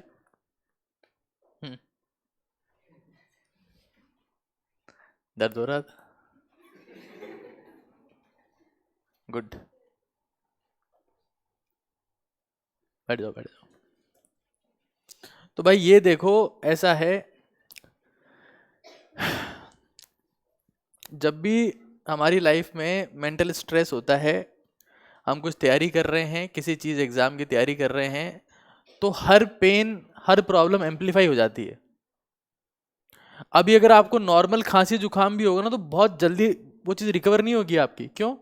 स्ट्रेस में हो आप। आपको लगता होगा ना ऐसा कि कहीं ना कहीं आपकी बॉडी का जो स्टेमिना है वो डाउन हो रहा है, क्योंकि आपकी एनर्जी किस तरफ जा रही है? मेंटल साइड जा रही है। तो फिजिकली आप अपने आप वीक हो जाओगे, है ना। तो इस चीज का जरूर से आप ध्यान रखिए। मैंने जिंदगी में एक बात सीखी है, और सबसे जरूरी बात सीखी है, मुझे उससे जरूरी बात कुछ लगती नहीं है, और ये बात मैंने बहुत लेट सीखी है। वो बात ये है कि जो इंसान अपने आप में इन्वेस्ट नहीं करता है, जो इंसान अपने आप में अपने शरीर पर इन्वेस्ट नहीं करता है, जहां उसे जिंदगी भर रहना है, वो इंसान हमेशा दुखी रहता है।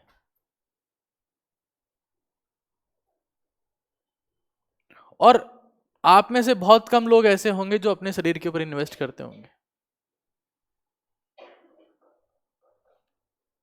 अब मैं पॉलिटिकली एक ऐसी बात कहूं कि हमारे देश में हमारे प्रधानमंत्री जी हमारे देश का ध्यान रखे ना रखें, खुद का ध्यान पूरा रखते हैं। रखते कि नहीं रखते हैं? रखते हैं ना। उनको पता है, वो हालांकि ये कहते हैं कि मैं रहूं ना रहूं देश रहना चाहिए, लेकिन वास्तविकता में वो ये कहना चाहते हैं कि देश रहे ना रहे, मैं हमेशा रहना चाहिए। तो देखो, जो इंसान 70 साल की उम्र है उसको पता है कि ध्यान किस चीज का रखना है, आपको भी ध्यान नहीं है। तो इस चीज को आप इम्प्लीमेंट करो कि सबसे पहले अपना ध्यान रखना चालू करो, बाकी सब चीजें तो सेकेंडरी है यार, क्या है, कोई मतलब नहीं है इनका। खुद का ध्यान रखना बहुत जरूरी है। रख लोगे? कहाँ रख पाते हो तुम लोग ध्यान? एक्सरसाइज तुम लोग करते नहीं हो, खाना तुम ढंग का खाते नहीं हो, सोते तुम ढंग से हो नहीं, फोन लेके सोते हो, फोन लेके उड़ते हो, फोन देखते देखते खाते हो।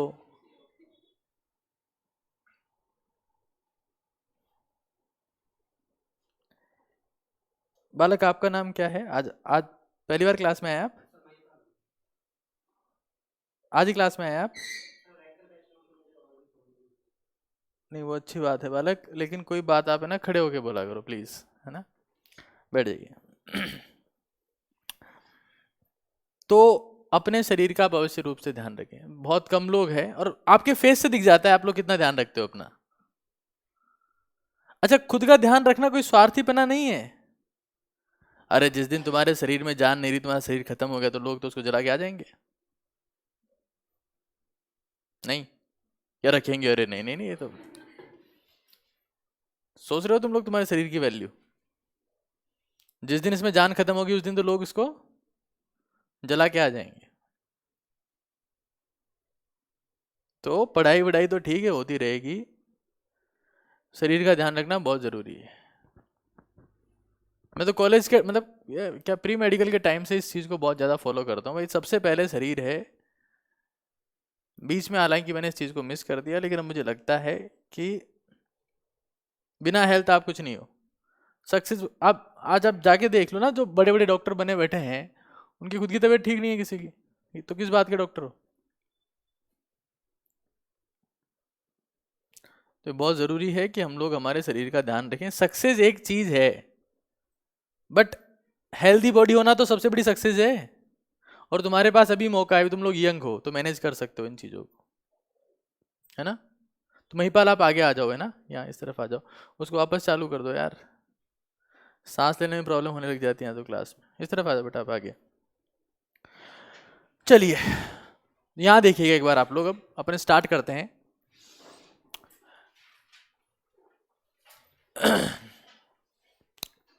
कल मैंने आप लोगों को एक बात बताई थी, एल्कीन्स की रिएक्शन है ना, उसमें सबसे पहली रिएक्शन कौन सी थी? इलेक्ट्रोफिलिक एडिशन रिएक्शन, है ना? ठीक है, थोड़ा बहुत आइडिया उसके बारे में मैंने आपको दिया था। अब एक बार आप लोग देखिएगा, इसमें कई बिना मतलब की चीजें भी आएगी, कोई दिक्कत नहीं। इलेक्ट्रोफिलिक एडिशन रिएक्शन जो होती है वो किस रूल को फॉलो करती है? मार्कोनिकॉफ, है ना? आगे एक बार लिखिए आप लोग, anti Markovnikov's rule, anti Markovnikov's rule, है ना? Anti Markovnikov rule.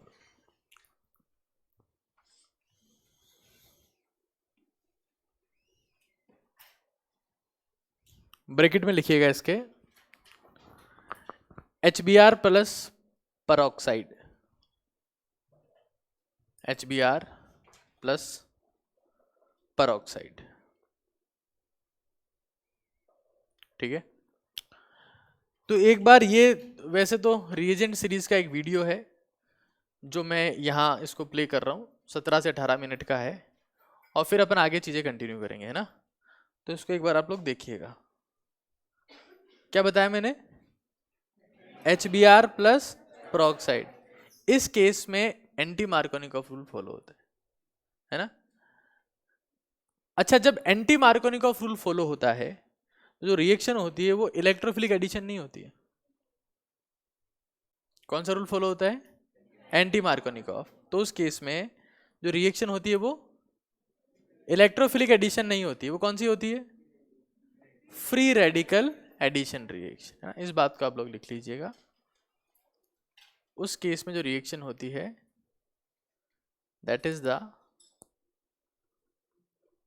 Free radical addition reaction. Markovnikov rule जब फॉलो होता है तो रिएक्शन कौन सी होती है? Electrophilic addition reaction. डिफरेंस समझ रहे हैं आप लोग? मतलब यहां पर जो प्रोड्यूस होगा किसकी प्रेजेंस में? परऑक्साइड की प्रेजेंस में, वो एक electrophile, no doubt free radical भी इलेक्ट्रोफाइल ही होता है, बट यहां पर पॉजिटिवली चार्ज इलेक्ट्रोफाइल नहीं है, फ्री रेडिकल है ना। देखिएगा एक बार इसे, ठीक है।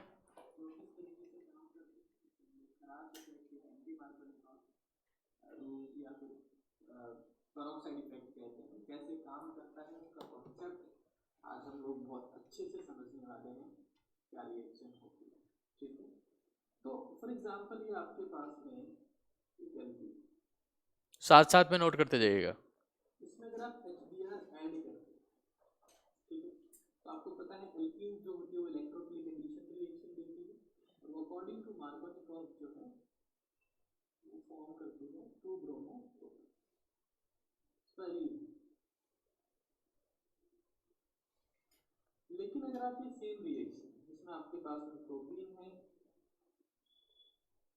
reacted with HBr in the presence of the peroxide, peroxide वो होता है जिसमें peroxy linkage होता है, तो आपके पास में प्रोडक्ट ये बनता है, दिस इज द 1 ब्रोमोप्रोपेन। अब ऐसा क्यों होता है यही हम लोग समझ रहे हैं। अच्छा, एक और चीज मैं आपको बताऊं, अगर मान लो जो ऊपर वाली रिएक्शन आप देख रहे हैं इसमें मान लीजिए आप लोग इस प्रोटीन की रिएक्शन HCl के साथ में करवाते हैं तो वही 2-क्लोरोप्रोपेन बनता है। और अगर ये रिएक्शन यहाँ पर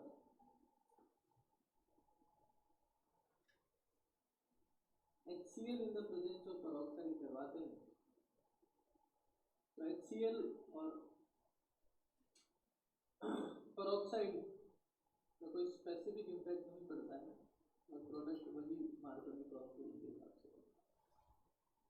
तो प्रोडक्ट तो देखो सबसे पहली बात क्या है कि मेरे पास में जो एंटी मार्कोनिकॉफ एडिशन है वो सिर्फ और सिर्फ एक ही हेलोजन एसिड के साथ में एप्लीकेबल है, that is the HBr and peroxide, है ना।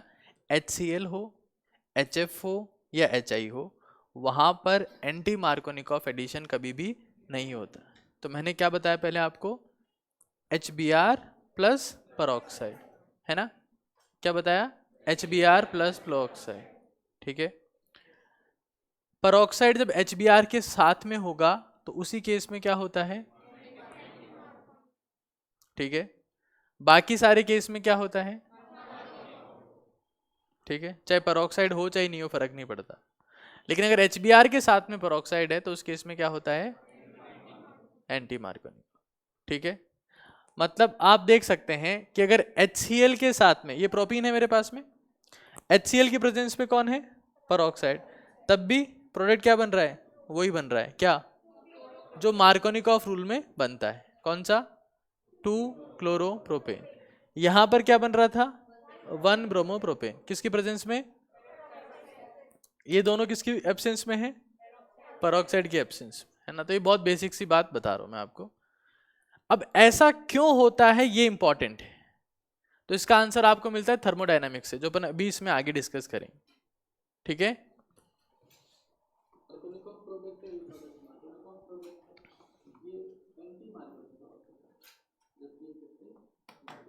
तो ये जो स्पेसिफिक कॉम्बिनेशन आप देख पा रहे हैं, ये कॉम्बिनेशन सिर्फ HBr और पेरोक्साइड की प्रेजेंस में होता है, उसका रीजन क्या होता है ये भी हम लोग समझेंगे। तो एक बार स्टार्ट करते हैं रिएक्शन कैसे प्रोसीड होती है, ओके। तो हमारे पास में let's see we have in the presence of the, तो सबसे पहले तो आपको समझना पड़ेगा that what is the peroxide? तो पेरोक्साइड में आपके पास में हाइड्रोजन पेरोक्साइड हो सकता है,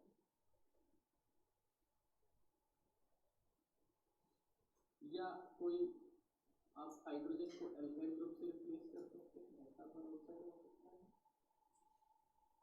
या फिर आप बेंजोइल पेरोक्साइड हो सकता है, बेंजोइल क्लोराइड ये होता है। इसमें से आपने क्या किया, Cl हटा दिया और यहाँ पर पेरोक्साइड इंट्रोड्यूस किया, तो ये जो होता है उसको बेंजोइल पेरोक्साइड। अब इन सभी में एक कॉमन चीज है, वो ये है कि यहाँ पर ऑक्सीजन ऑक्सीजन में बॉन्ड है, ठीक है, तभी इसको हम लोग पेरोक्साइड इंक्रीज कहते हैं। और इस बॉन्ड की क्या खासियत होती है, यहाँ पर डिफरेंस ऑफ इलेक्ट्रोनेगेटिविटी जीरो होता है। ऑक्सीजन जो है उसका स्मॉल साइज है और साथ में यहाँ पर क्या है, लोन पेयर रिपल्शन। तो इन सारे फैक्टर्स की वजह से, इन सारे फैक्टर्स में क्या होता है, जो है homolytic bond fusion.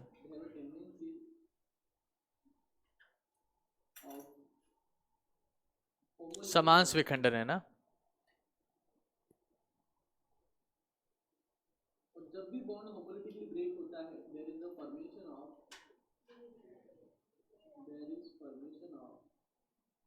Free radical. So basically all these peroxides are the source of free radical.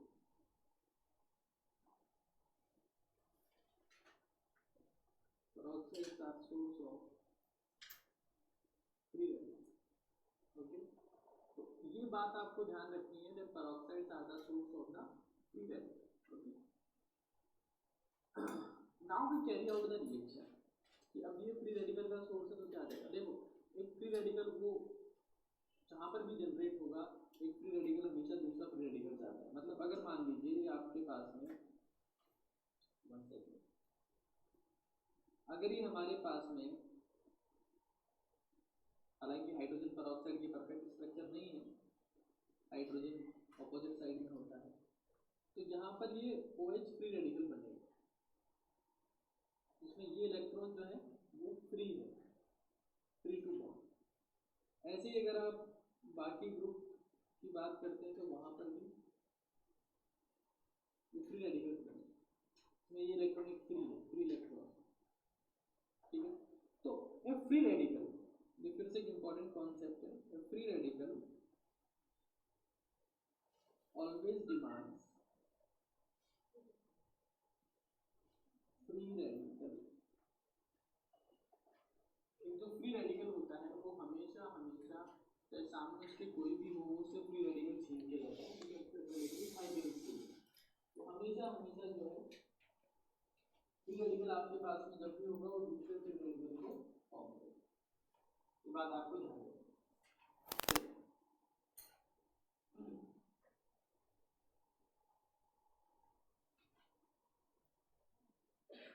तो हम जो बात कर रहे हैं वो बात कर रहे हैं रिएक्शन की, कि आपके पास में जो रिएक्शन प्रोसीड हो रही है वो किस तरीके से प्रोसीड हो रही है, ठीक है।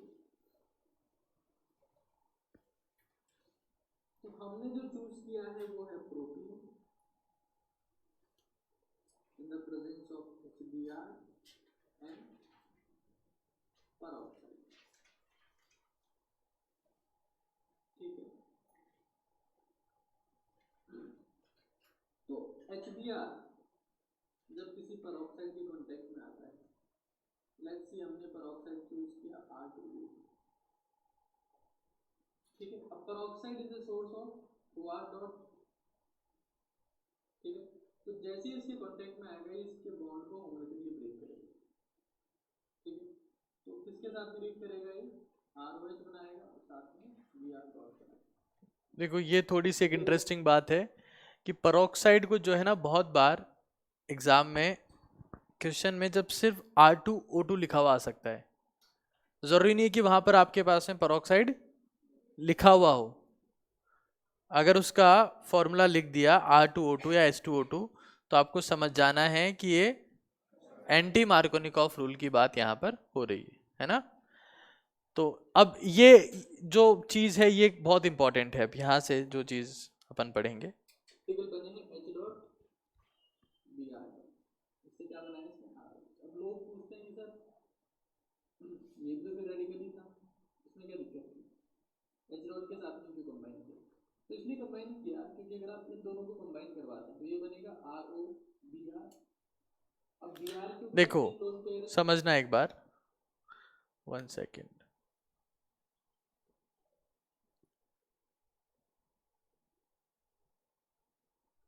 यहाँ देखना आप लोग, R2O2 जो है इससे क्या प्रोड्यूस हुआ, ओ आर डॉट। क्यों प्रोड्यूस हुआ? क्योंकि यहाँ पर मेरे पास में क्या है, लोन पेयर रिपल्शन है ना। तो ओ आर डॉट जो बना है वो O R dot H dot और बी आर डॉट में किससे कंबाइन करेगा? वो बी आर डॉट से कंबाइन कर सकता है, एच डॉट से भी कंबाइन कर सकता है, क्योंकि दोनों क्या है फिर रेडिकल। लेकिन कंबाइन किससे करेगा? क्यों? ये इंपॉर्टेंट चीज है। इसका रीजन क्या है? देखो, अगर ये बी आर से कंबाइन करता है, लेट्स सी किससे कंबाइन करता है, बी आर से, तो उस केस में क्या होगा? अगर बी आर से कंबाइन करता है तो क्या होगा? ऑक्सीजन के पास में कितने लोन पेयर हैं? 2। यहां कितने लोन पेयर हैं? 3। अभी भी क्या होगा इनमें?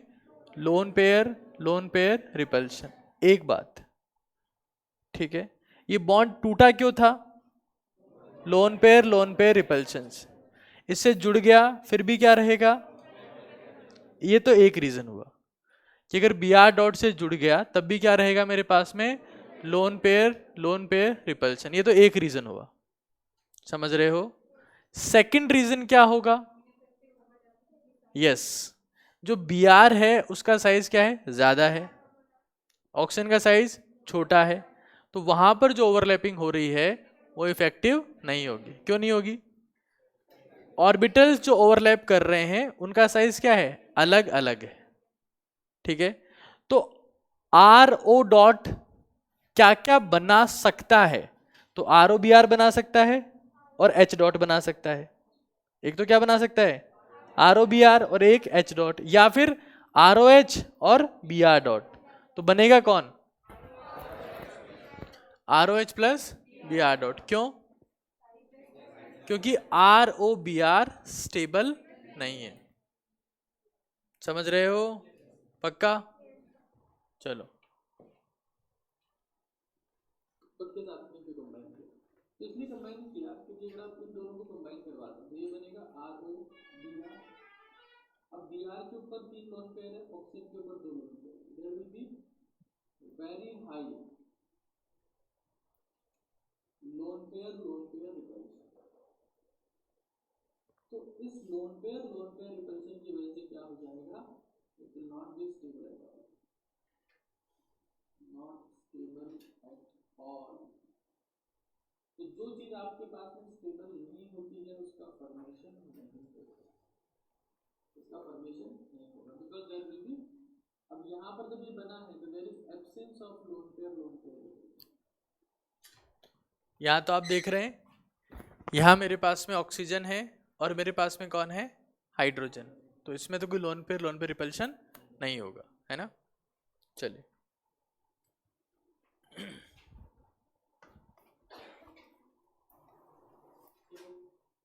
एच बी आर पराऑक्साइड की प्रेजेंस एब्सेंस में होता है तो ये H प्लस और बी आर माइनस प्रोड्यूस करता है, लेकिन जब एच बी आर पराऑक्साइड की प्रेजेंस में होता है तो ये बी आर डॉट प्रोड्यूस करता है, मतलब फ्री रेडिकल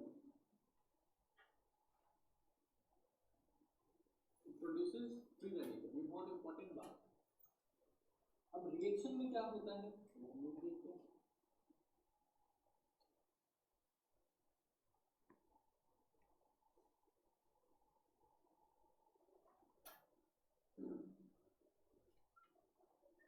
तो जब हमारे पास में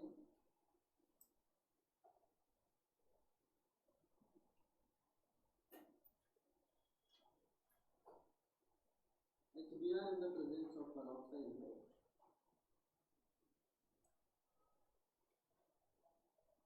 ये दोनों ने आपस में रिएक्ट किया और क्या बना दिया ROH प्लस BR। ठीक है, अब BR डॉट जो है उसकी दो पॉसिबिलिटी है, क्योंकि ये जो बॉन्ड है यहाँ पर तो BR डॉट इसके पास में जाएगा तो इस बॉन्ड का होमोलिटिक फ्यूजन होगा। ठीक है, और होमोलिटिक फ्यूजन जो होगा तो फ्री रेडिकल यहाँ भी बन सकता है, यहाँ भी बन सकता है। तो मान लो BR बाहर की तरफ जुड़ा, मतलब इस वाले फ्री रेडिकल पे जुड़ा, तो यहाँ फ्री रेडिकल ऐसे बना रहेगा। और अगर BR अंदर जुड़ गया तो बाहर फ्री रेडिकल ऐसे ही बना। तो दो पॉसिबिलिटीज है। देखिए मेरे पास में अगर डबल बॉन्ड यहाँ पर है तो Br डॉट यहाँ भी जुड़ सकता है। ठीक है, क्योंकि पाई बॉन्ड के इलेक्ट्रॉन्स तो दोनों कार्बन्स के बीच में, ये तो पता है ना आपको। क्या पाई बॉन्ड के इलेक्ट्रॉन किसी एक कार्बन के हैं? वो दोनों ही कार्बन के, बाहर वाले के भी हैं और अंदर वाले के भी, है ना। ये तो क्लियर है सभी को। तो Br डॉट का एडिशन बाहर भी हो सकता है और अंदर भी हो सकता है। ठीक है, बाहर होगा तो ये बनेगा, अंदर होगा तो ये बनेगा। तो दोनों में से कौन ज्यादा स्टेबल है? क्यों? यहां पर मेरे पास में Br जुड़ा तो यहां फिर रेडिकल बना, इसके पास में ज्यादा नंबर ऑफ अल्फा हाइड्रोजन्स। समझ रहे हैं आप लोग? पहले वाले फ्री रेडिकल को ऑब्जर्व करते हो, 2 डिग्री फ्री रेडिकल, जबकि ये क्या है 1 डिग्री फ्री रेडिकल। तो कौन सा स्टेबल? ये तो नहीं बनेगा, जैसे स्टेबल आपके पास में दिखा मेजर इंटरमीडिएट, और इसी से फिर आगे काम है। तो मेजर इंटरमीडिएट जो बना है, ये मेजर इंटरमीडिएट क्या करता है, ये फिर से जब एक बार रेडिकल बन गया ना तो उसके बाद वो बहुत होता है, मतलब परोक्साइड तो आपको थोड़ा बहुत चाहिए होता है रिएक्शन को इनिशिएट करने के लिए, उसके बाद तो बाकी सारी ड्रामा यही करेगा। तो ये फिर रेडिकल जो है फिर से Br के साथ रिएक्ट करेगा और इससे क्या छीन लेगा, क्या छीनेगा? कॉमन सेंस की बात है H, क्योंकि अगर Br छीन लेगा इससे यहाँ पर बहुत ज़्यादा रिपल्शन होगा। इस जगह पर अगर Br और आ गया, पहले से एक Br है तो वेरी हाई रिपल्शन, फॉर्मेशन ही नहीं होगा। आप समझ रहे हो? फिर से देखो,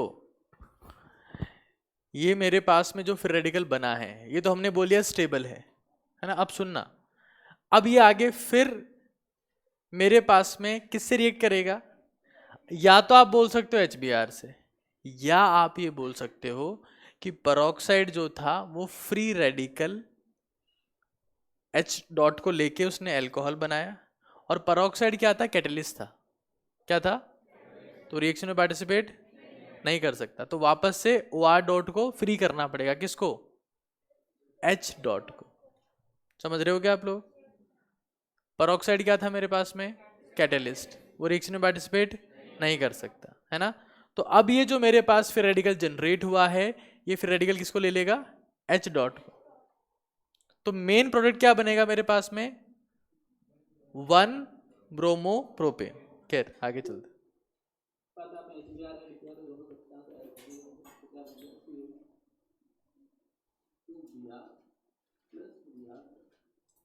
मतलब एक बार आपको पेरोक्साइड थोड़ा सा यूज करना है, उसके बाद तो जो इंटरमीडिएट बनेगा वही Br डॉट बनाता जाएगा, फिर से ये Br डॉट जो है वो यहाँ चला जाएगा, फिर से सेम रिएक्शन होगी, एक साइकिल बन गया आपके पास। ठीक है, लगातार ये स्टेप चलता जाएगा। तो Br डॉट एक बार बनना है, उसके बाद ये बनेगा, फिर ये जब HBr से रिएक्ट करेगा फिर से Br डॉट बनाएगा, वापस के साथ में रिएक्शन करेगा। तो कुल मिला के यहाँ पर 2 स्टेप हो रहे हैं, है ना। इस रिएक्शन को आप ध्यान से ऑब्जर्व करेंगे तो यहाँ पर बेसिकली 2 स्टेप हो रहे हैं। एक स्टेप में क्या हो रहा है, प्रोपेन के साथ में HBr जुड़ा और ये बना, और फिर जब ये आपके पास में जनरेट हुआ तो इसने HBr के साथ में रिएक्शन करके इसको जनरेट किया, है ना। तो आप क्या कह सकते हैं कि हमारे पास में बेसिकली 2 स्टेप है। एक तो क्या, एक स्टेप तो क्या हो गया कि जो आपके पास में एल्कीन है it will combine with X dot, है ना, और उससे ये बनेगा, then this will combine with the HX to form what, to form this,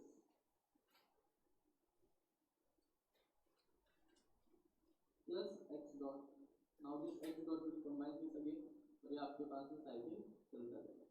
तो 2 स्टेप कौन से हो गए, तो ये फर्स्ट स्टेप और ये आपके पास में सेकंड स्टेप। लेकिन इंटरेस्टिंग बात यह है कि यहाँ पर सिर्फ HBr ही ऐसा होता है जिसमें दोनों स्टेप क्या होते हैं, एक्सोथर्मिक होते हैं। मैं आपको एक डेटा बताता हूँ, ये आप डेटा देखिए, ये जो वैल्यूज आपको दिख रही है, यहाँ पर ये जो वैल्यूज दिख रही है, ये वैल्यूज आपको दे रही है इस रिएक्शन को लिए, जिसमें किसी प्रोटीन के साथ में X डॉट जुड़ के क्या बना रहा है, CH डॉट। अब यहाँ पर आप देख रहे हैं कि दो वैल्यूज आपको दिख रही है ना, जिसमें मैंने चारों चीज़ें यूज़ करी है, HF भी यूज़ किया है, HCl भी यूज़ किया है, HBr भी यूज़ किया है, HI भी यूज़ किया है। माइनस वैल्यू का मतलब है एनर्जी रिलीज हो रही है। सब लोग यहाँ देखो, पूरे फोकस से समझो इस चीज़ को। एनर्जी रिलीज हो रही है, आप देखिएगा एक बार। HF वाले केस में एक स्टेप तो क्या है, एक्सोथर्मिक है कि नहीं है, मतलब इजीली होगा। सेकंड स्टेप क्या है, HCl के साथ में एक स्टेप क्या है, फिर से दूसरा स्टेप क्या है, HI के साथ में पहला स्टेप क्या है, एंडो दिख रहा है, दूसरा क्या है, मतलब एक स्टेप तो हो जाएगा, लेकिन एक स्टेप। HBr के केस में क्या है, मतलब दोनों स्टेप इजीली फिजिबल हो सकते हैं या प्रोसीड हो सकते हैं, तो सिर्फ HBr वाले केस में हो सकते हैं और किसी केस में नहीं हो सकते। तो अब आपके पास में क्वेश्चन आता है कि HF, HCl और HI anti Markovnikov rule follow क्यों नहीं करते हैं, क्योंकि बाकी तीनों के साथ में कोई ना कोई एक स्टेप क्या होता है, एंडोथर्मिक। ऐसा ऑप्शन सीधा लिखा होता है, ऐसा सीधा ऑप्शन आएगा आपके पास में। एनसीईआरटी में भी इसको मेंशन किया है बहुत डिटेल में, that one of the step is endothermic. समझ रहे हो? बाकी के साथ में एंटी मार्कोनिकॉफ रूल फॉलो क्यों नहीं होता है, one of the step is endothermic. सुन रहे हो क्या, one of the step is endothermic. किसके साथ में दोनों स्टेप ही एक्सोथर्मिक है, HBr, ठीक है। बाकी सबके साथ में कोई ना कोई एक स्टेप क्या है, एंडोथर्मिक। तो यहां पर दो स्टेप है, एक वो स्टेप जिसमें X डॉट अटैच हो रहा है, और सेकंड स्टेप जिसमें कौन अटैच होगा, H डॉट। पहले स्टेप में कौन आ रहा है, X डॉट, दूसरे में H डॉट, ठीक है। आगे चलाते हैं इसको। इस सारी जबकि ये जो वैल्यू आपको दिख रही है सेकंड वाले केस में, ये वैल्यू आपके पास में किस रिएक्शन के लिए, जिसमें ये जो CH2CH2X बना था, ये HX के साथ में कंबाइन कर रहा है, उससे बना रहा है CH3CH2CH2X। दो स्टेप, ये फर्स्ट स्टेप और ये सेकंड स्टेप, और इन दोनों स्टेप्स के लिए यहाँ पर ये डेल्टा H की वैल्यू दी। तो अगर आप इस वैल्यू को ऑब्जर्व करते हैं तो HF के लिए पहली रिएक्शन बिल्कुल फेवरेबल है, कोई दिक्कत नहीं। दूसरी वाली फेवरेबल नहीं है, मतलब ये रिएक्शन तो इजीली प्रोसीड हो जाएगी, लेकिन दूसरे वाले केस में HX के बॉन्ड को ब्रेक करना मुश्किल है, रेडिकल के लिए। HCl के केस में पहली फेवरेबल है, दूसरी फेवरेबल नहीं, क्योंकि डेल्टा H पॉजिटिव आ गया, मतलब एंडोथर्मिक। HBr के केस में आप देखेंगे बहुत ही अमेजिंग डेटा आ रहा है कि आपके पास में दोनों ही जो स्टेप है वो फेवरेबल है, इट्स अमेजिंग। और इसीलिए सिर्फ HBr जो है वो पेरोक्साइड के साथ में एंटी मार्कोनिकॉफ रूल जो है वो शो करता है। HI वाले केस में पहली बार में आयोडीन को कार्बन के ऊपर जोड़ना, क्योंकि 2p और 5p ऑर्बिटल में आपको ओवरलैपिंग करवानी है, अपने आप में मुश्किल काम, वो तो स्टेप फेवरेबल लेकिन पहला नहीं हो पाएगा। तो बाकी सारे केस में आपसे पूछा जाएगा एग्जाम में कि HF, HCl और HI एंटी मार्कोनिकॉफ एडिशन क्यों नहीं देते, तो हम लोग क्या बोलेंगे, one of the step is endothermic. लेकिन HBr वाले केस में क्या है, दोनों के दोनों स्टेप क्या है, एक्सोथर्मिक है, दोनों स्टेप क्या है, एक्सोथर्मिक है, और दोनों स्टेप एक्सोथर्मिक होने की वजह से ये रिएक्शन जो है वो सिर्फ HBr देता है, ठीक है। तो आपको समझ में आया होगा कि मैं क्या आपको समझाना चाह रहा हूँ, ठीक है। तो एक बार हम लोग एक बेसिक क्वेश्चन देखते हैं, ठीक है। ओके, तो मान लीजिए आपसे पूछा गया कि आपके पास में ये है, ठीक है।